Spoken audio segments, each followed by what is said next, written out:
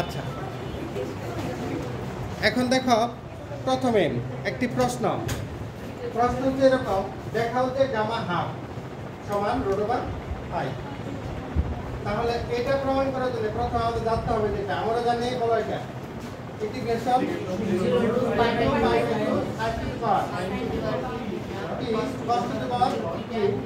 সমান gamma P plus 1/2 gamma U plus 1/2 by কত into gamma plus P plus 1/2। এই পর্যন্ত কার সমস্যা আছে? তাহলে আমাদের গামা হাফ যদি করতে চাই তাহলে এখানে পি এর মান কত হবে? 0। পি এর মান কত? এই কারণে ধরলাম কত, এখন পি সমান 0 বসিয়ে পাই। এই পর্যন্ত কি সমস্যা আছে?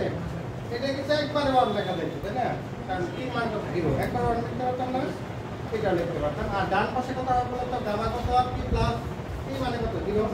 0 প্লাস 1/2 এটা। এই পর্যন্ত সমস্যা হবে না। এখন এটার মান কত? 1। এই কোনো জিনিসের পাওয়ার যদি 0 হয় তাহলে মান কত হয়? 1।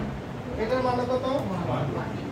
তাহলে সাইন এটা কিন্তু থিটা, এটা 0 মত লাগতেছে, এটা কত থিটা, এটা কত ডি থিটা সমান এখানে কত হবে? একই জিনিস দুইটা, তার মানে কি স্কয়ার গামা কত হাফ স্কয়ার থিটা 2/2, তার মানে কত হয় গামা?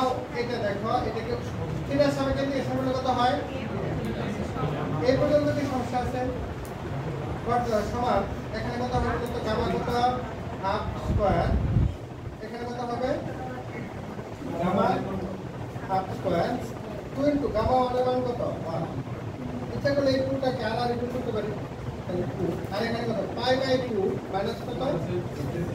বল এই 2 কাটা দেওয়া যাবে, তাহলে কত থাকে? তাহলে গামা শুধু পাই থাকে না, শুধু পাই। আর এখানে কত থাকে? গামা কত? হাফ।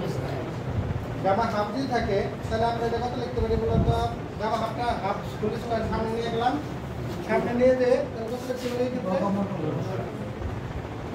দেখো এই পর্যন্ত সমস্যা আছে কিনা? এই পর্যন্ত আছে? আশা করি এই পর্যন্ত বুঝতে পারছো। পরে একটা প্রশ্ন দেখি।